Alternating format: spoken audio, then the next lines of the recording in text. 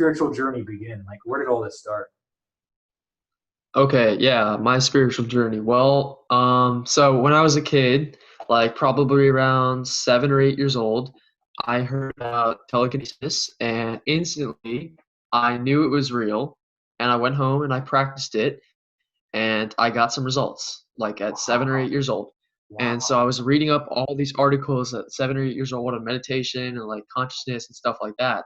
Wow. And I was really mind blown because I realized it was real. But the crazy part was that when I was younger, like probably same age, maybe even younger, I was having the most crazy experiences where I was seeing different energies and different beings and stuff within the physical reality. So I'd just be like looking around and I would see colors moving. I remember I used to see snakes all the time. Like literally when I'd be going to sleep, I feel like there was snakes everywhere, like slithering all around me. Wow. And if you look up like what snakes are really common in like the DMT realms. Oh, okay. So Okay. Okay. those are like the astral snakes that basically are used to they go into your consciousness and they purify energy blockages. Hmm. So I think that I had a really strong connection to those energies and they were like helping me throughout the veil, but I could see them because I was a kid. So basically fast forward to like 7 or 8 years old, after a while of trying to do it, I told everybody, like all my friends and family, that this Hmm. was real. And of course they dismissed me and they told me I Hmm. was like stupid, like a really dumb kid. So I Hmm. kind of like got suppressed and I like forgot about it. Hmm. And then when I was around 14 or 15, I found Trevor Seven's videos on telekinesis, and instantly I was like, "Huh, I wonder if there's been any developments in the telekinesis field," because I knew it was real. I just hadn't practiced it. Hmm. So I instantly tried it, and it instantly worked for me. And I did some more training for maybe a couple years. I was more into meditation. I didn't do too much telekinesis practicing, I'm but sorry to cut you I off. kind of Like, forgot about it. so were Yeah, your sure. first telekinetic success was actually the side wheel The at first 14, one, at age 14? oh, at 14, 15, I think the first one that I did was I had this piece of string that I hung from a piece of tape. Like I Uh-huh. taped it to a Uh-huh. shelf, and then I just put my hand there and I could move it a little bit, just a little bit, and I knew it was real just from that. Oh, okay, okay. So that was that experience. And then after I was like 16, 15, 16, I kind of got like more into school and stuff, so that got me sidetracked on my spiritual Hmm. journey. But I actually was practicing pretty heavily when I was like 15. I have a video on my YouTube channel where I knock over a tire. And I was like Wow, that's 15 years old impressive. when I did that. And actually, I remember that one of those days, it was like during my spring break, and I was in middle school or high school. I went outside and I went to my neighbor's backyard, and this was like right in between spring and the end of winter, so it was kind of like that cusp. But it was still cold, but it was like the weather was kind of confusing.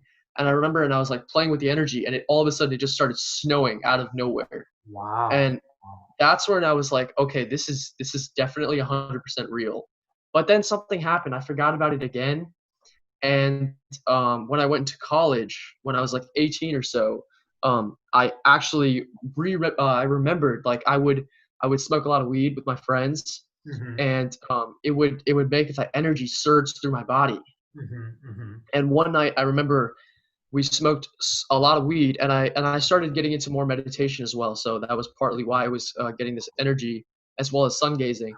Hmm. So I one night I smoked a lot of weed with my friend, and I went to go back to my room, and I was like, okay, something's about to happen. And I laid down, and I felt the energy go up all through my body and like clean out and just clear all these blockages, like literally surge through my spine and then explode in my head, where that's what they Wow. call kundalini rising or whatever. So Wow. after that, um, that was definitely when my kundalini activated. I don't like that word because I think it's very new agey, but after that experience, then I was like a changed person. I no longer saw the world the same way. That was like my real spiritual awakening. And Hmm. then I started getting heavily into Aerokinesis and more meditation. And I just, from there, I've just been compounding and practicing really hard Hmm. and whatnot.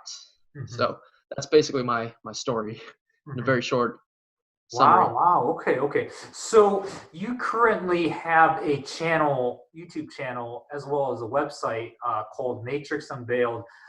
You have a course, and you touched upon DMT a little bit. Um, so what is that about? Do you act like when you do you actually um, emit DMT essentially without taking psychedelics? Like, is that what you were teaching? Yes, basically. So, yeah, that's the first course that I created. It's called the DMT Pineal Gland Activation Course. And the purpose of it is, so a lot of people talk about the Kundalini energy, and that's basically the bioelectricity or the electromagnetism within the energetic field, which is our soul, basically. And so I have figured out how to, and I'm sure there's many other people that have figured this out, but my method, this is my method that I created, of how to bring that energy from the rest of your soul and focus it right to your pineal gland, and then activate that pineal gland and squeeze DMT, serotonin, and melatonin, and basically all of the chemicals that the pineal gland releases. And that definitely does release psychedelic properties. Wow. So when you do this, do you actually get to see visions and stuff like that? I've never Yes. done DMT, but Yes. really, 100%. wow. And Wow. yeah, there's definitely there's these interdimensional beings that I communicate with on a regular basis. And Wow.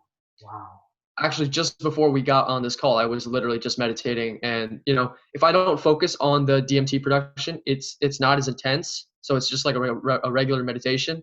But if I squeeze that DMT out, then it starts to get more psychedelic-like. And even a regular meditation will still have DMT emitted. Once you activate that gland, it's going to release DMT naturally. But there are ways to really heighten the levels. Like it's kind of like a dial that you can crank up and crank up and crank up till you're literally in that world. Wow. Okay. So, wow. I see. That's so fascinating because, like, I didn't know that you can uh basically have a DMT experience, quote unquote, without taking psychedelics. I didn't know that was possible. So, would you say that if you can achieve that state, this can enhance your psychic abilities, your metaphysical talents, and whatnot? 100%. Because see, here's the thing that people don't really understand is that when they're practicing Aerokinesis, when they're using energy, they're tapping into hyperspace. They're tapping into the DMT realm. Okay. There was one time I was asking the intelligences, I was like, how do I get to hyperspace? And they said, hyperspace is not a place, it's a vibration. And that was like the most mind-blowing insight to me ever, because it was like, okay, you need to raise your vibration to hyperspace. And you can slowly do that by practicing. And then the DMT molecule is like an interdimensional portal. That molecule is an interdimensional portal to other realities. So the more you release of it, the more you're able to access the multidimensional reality within the universe. And then you're basically overlaid, your consciousness is overlaid onto all these different realities simultaneously while still being in the physical. Now, if you go fully to that realm, you can't really be in this realm. You have to let go of your body. So sometimes that will happen too, and that's like an astral projection experience. Wow. Okay. Oh, okay. Wow. So essentially, you're teaching people so essentially it's an astral projection course, but more like but you're not like actually out of your you're not out of your body quite. You're kind of in that middle zone, so to speak. Am I You're kind of both in both realms at the same time, and that's kind of where you want to be, because you want to be tied to your physical body so you can experience the physical reality, but also have that reality overlaid on top of this reality. But then if you want to, from that position, you can go easily to the astral realms. But the astral realms themselves, okay, 1 second. My computer just like, oops. The astral realms themselves, they are still levels within the multidimensional reality. So they're not actually at hyperspace. Those are lower level dimensions, basically. Okay. Interesting. So an astral realm is like a dream realm, kind of. But that's not actually a full-on hyperspace reality. Wow. Okay. So So like how long would you say would like for someone like me who's been meditating for a couple years and stuff like that, would you say if I say enrolled in your course and like started practicing some of your DMT techniques and stuff like that, like you think I can get to that state a lot easier compared to like some average person that's 100%. been like Well, drinking soda or something throughout their whole life or something? yeah. Yeah, because I just actually added a whole section on the health of the pineal gland and how that's extremely important as well Hmm. to adding, to the amount of access you can have. Because if your gland is all messed up, then you're not going to be able to work in those realms at all. But if you are an experienced meditator, yes, you may have some of the skills to calm your mind, to relax your mind, relax your energy, but you may not know how to use your energy to the point where you can release it. That's the key. Wow. Wow. So if you are an experienced meditator, and especially if you are someone that practices psychokinesis and you know how to move your energy decently, because there's many different levels to, uh, you know, moving energy, um, then you will be able to actually activate your glands a lot easier. So if you follow the techniques that I show, yes, you'll be able to do it.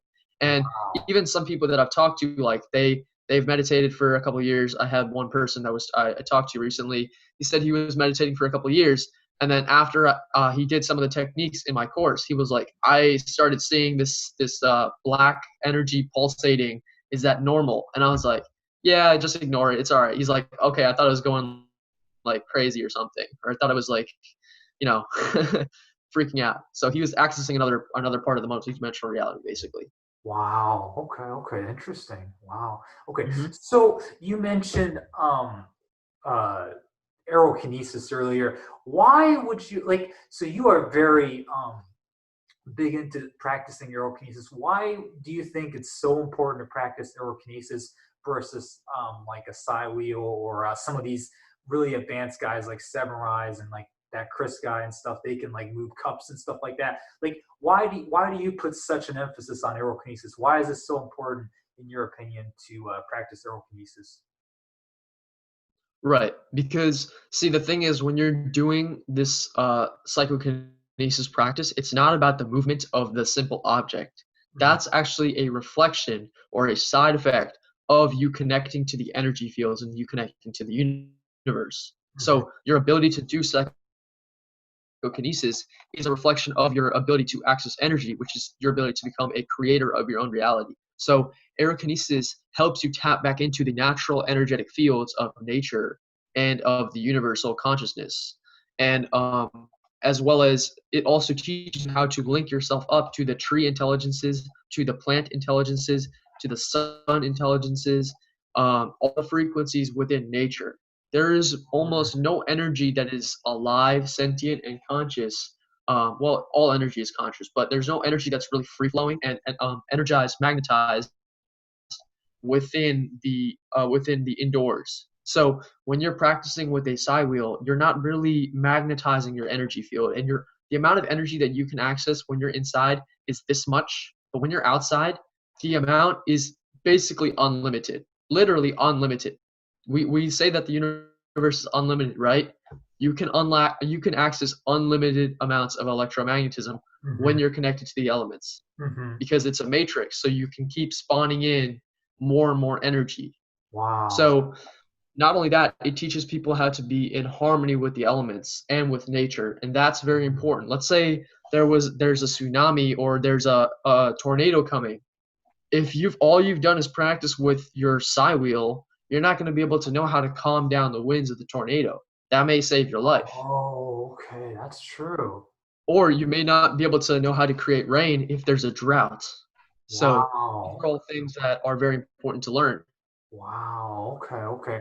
Wow. Like now, as I'm talking, it really is making me reconsider a lot of my own practice as well. So yeah, I like Mm, as you're speaking about the harmony with nature and such. Like yeah, like I'm intrigued by that. Like maybe that's something that I've been lacking. It's certainly something that I've never really tapped into as well. So right. yeah, because I just want to say one more thing.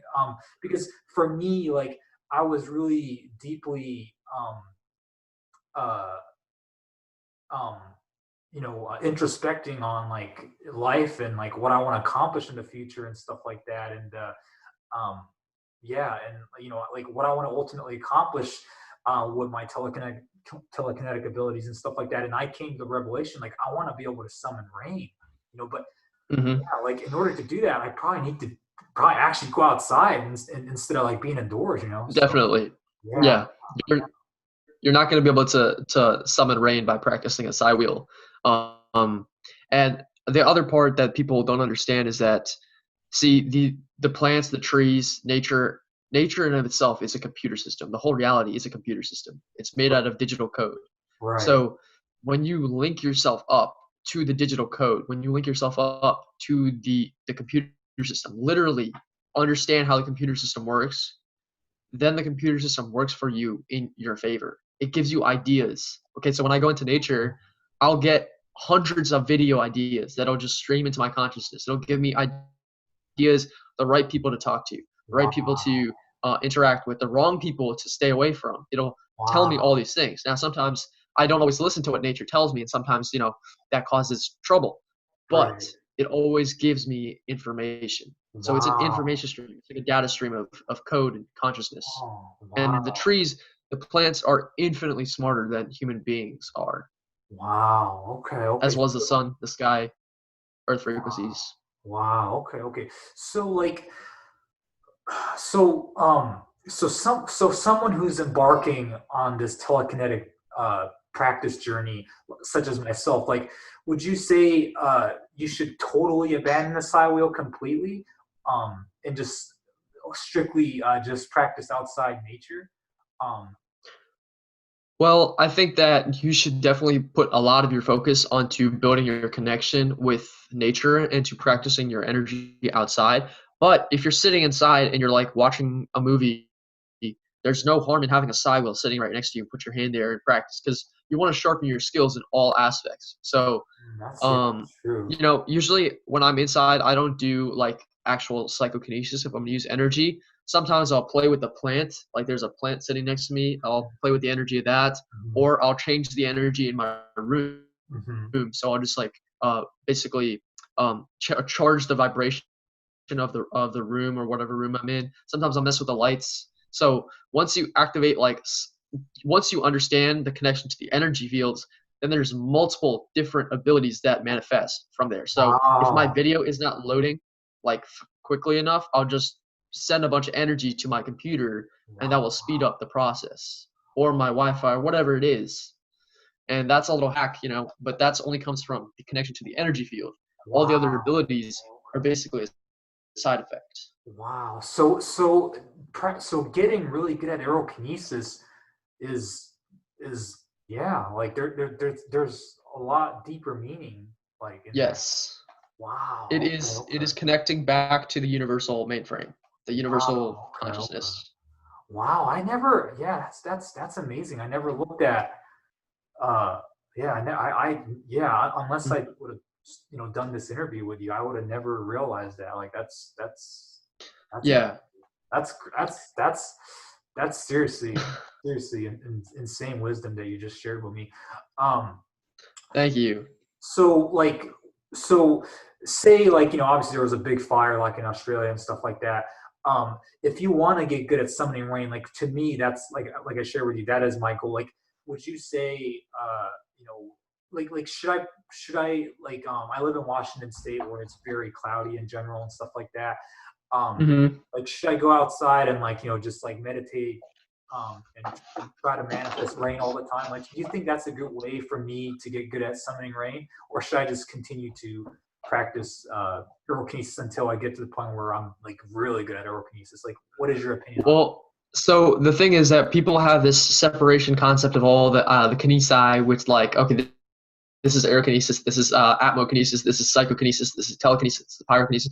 All of this is energy based. Okay, so once you understand the energy behind the elements, then you'll understand how to do rain. Okay, so that? if you want to actually learn to build rain, because I don't like to use the word summon because that implies some other energy, but building, you're creating rain basically. You're engineering rain, you're Oh, manifesting rain.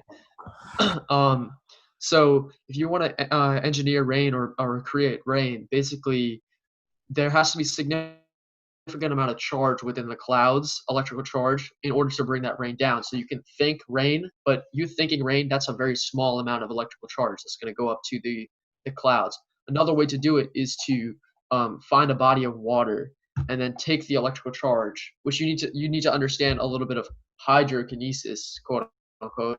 You need to extract the ionized particles off of the rain, off of the water within the lake, and then you can basically drag them up to the clouds and plug them in. So it's kind of like a cut and paste, just like you would do on a computer. You're cutting the energy from the lake, and then you're dragging it up to the clouds, and then you kind of have to like massage the clouds and release the energy down. And what you'll notice is that as you practice with the elements, the elements will start to practice with you. They'll start to tease you almost. So if there's a rainstorm, or if there's like a little bit of rain, if I start going outside and practicing, the rain will increase dramatically. Or if there's a little bit of lightning, the lightning will start to play with me when I'm outside if I'm practicing. So the elements are conscious themselves. So if they want to appear, they will. If they don't feel like appearing, they're not going to interact with you. Wow. Okay. Wow. That's incredible. So what is your personal goal that you want to achieve in this telekinetic journey? Like how far do you want to take this? What do you like? Say 6 years from now, what do you envision yourself doing? 6 years, is that what you said? 60 years. 60 years. Oh, well, 60 years. I don't even think I'll be in this matrix in 60 years, honestly. Really? And that doesn't mean elaborate on that a little bit. I'd like to hear more about your take on that. Well,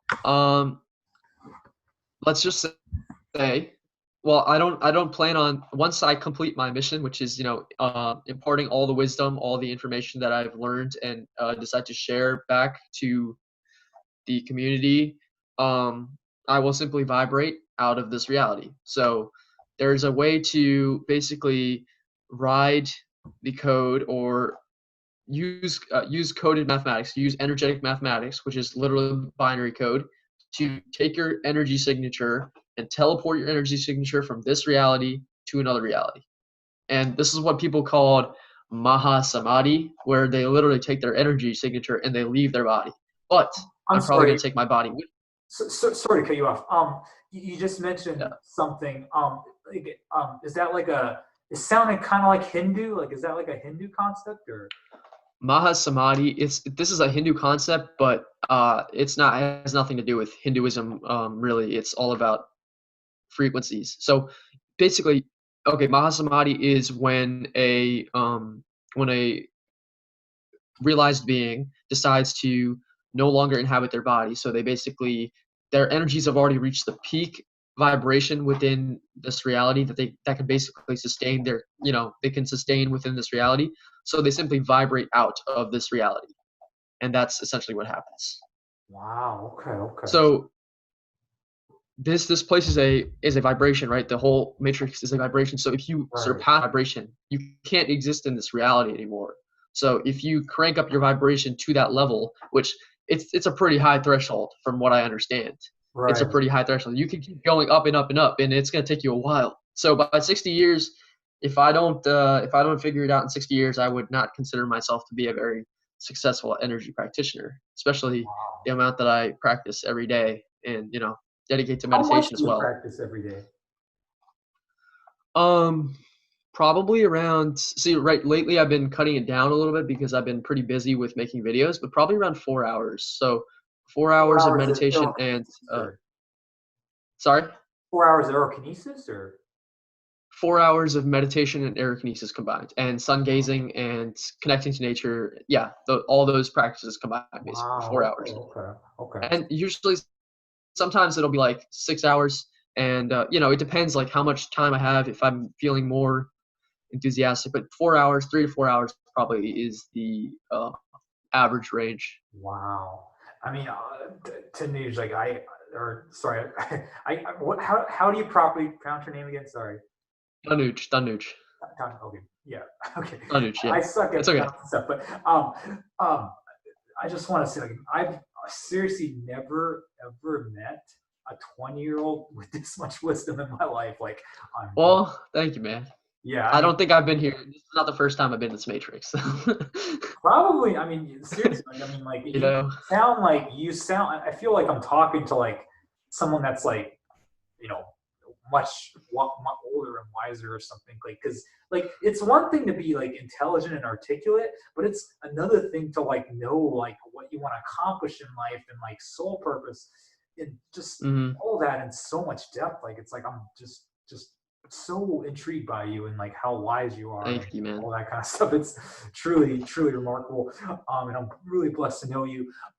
So yeah, that's amazing. So what about short-term goals? Like, what do you want to accomplish, like in the next 5 years or so for the world and for your in your business endeavors and stuff like that? What are your short-term goals?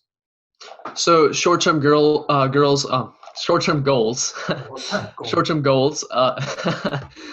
I definitely want to be, running this successful business and creating multiple courses within my school, which I can then share to people, as well as living. I most likely want to live abroad, somewhere where I can not be really disturbed as much, so I can just focus on creating content and sharing messages and sharing knowledge, where I could just kind of, like go do nature all day long and then share my content for a couple hours a day and then go back to nature and basically just like keep the downloads flowing, keep the information flowing.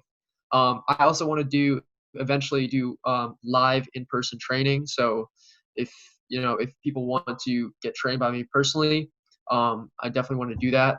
Currently, I'm doing online coaching, so people will call me and I will teach them through different things, because I'm not just about psychokinesis. It's also about meditation training. I have people that talk to me about negative energies that they experience, shadow integration and ego training, Mm-hmm. dream experiences, Mm-hmm. astral experiences. People ask me about my DMT course, all kinds of things. I mean, there's a whole list of stuff. Wow. Okay. Metaphysical experiences, trying to understand reality, what this place is. So Wow. I want to do, a lot of different interactive things where I can build this community, but also be able to share as much wisdom and knowledge that I've gained within my Wow. time of meditation and Wow. practicing. Okay. That's incredible. Okay. Okay. So, um, let's see. What else should I ask? Let's see. I can literally ask you a million things right now. Um, Sure, go ahead. yeah. So like, I'm trying to see like, Allow the universe to flow through you. the flow through me. Okay, okay, be in the flow state. Yeah, yeah. What about in terms of healing? Like, like healing the planet, Mm, um, yourself, your emotions, your injuries, your yes, illnesses. Like, what about stuff like that? Like, are you going to eventually put an emphasis on stuff like that as well, or? definitely. So I think that healing is extremely important, and I think that all healing stems from energetic healing initially. So we as a species, as a consciousness, our energies are extremely sick. So we Mm, need to start learning how to really heal our energy fields. And part of connecting to nature is it teaches you how to heal your energy fields, and that's the truth. Like, nature basically will heal you. There's a lot of things. Something I also want to do in the future. I want to sponsor or host ayahuasca retreats where people can drink ayahuasca with me being there, and I'll drink it as well. right, But right, we can all have those kinds of experiences, because those experiences, and I may go into other psychedelics as well, but right, ayahuasca in right, particular, I feel that energy calling towards me. So I think that we need more people doing these kinds of things, right, um, right, to be able to right. cleanse out the bad programs Right. within I ourselves. can't remember. Was it Oakland that legalized DMT? I can't remember. What was it? Oakland? Was No it way. That's insane. like what you don't know about that? I It, did not hear about this. No. no, no, no. I Uh-uh. read an actual article in the summer. Like I believe it was Oakland. Yeah. I'm Oakland, surprised that you didn't California. know. I thought you'd be the you for sure know about this. Oakland, California. I believe it was Oakland. I can't remember. Was it San Francisco? I swear it was Oakland. I never heard of it. Oh wow, it decriminalized DMT, mescaline, and ibogaine. I am That is shocked insane. you didn't know about that. That's crazy. That is insane. I never heard about that. I'm gonna have to take a trip over there. Wow. Okay. Yeah, we should definitely meet up or something in the West Coast or something. Yeah, that would be really cool. Yeah. So yeah, just yeah. So like you know, enough about the energy stuff. Like what do you like aside from energy? Like what do you do for fun? Like you know, do you have any other interests or? Yeah. I really enjoy making videos. That's like something I'm super passionate about. I really enjoy playing basketball. I love basketball, and I pretty much practice every single day. And I'm also really into nutrition, fitness, and working out, like lifting weights and stuff. You know, I'm really into diet as well. So veganism is super important for me, and Wow. basically my whole family became vegan after I became vegan. So Wow. Okay. that's something I'm also into. I love playing chess, and I like to, you know, I like to draw sometimes. I'm not super into it anymore, but that is something that I do enjoy as well. Wow. You're very disciplined. It sounds like that's really awesome.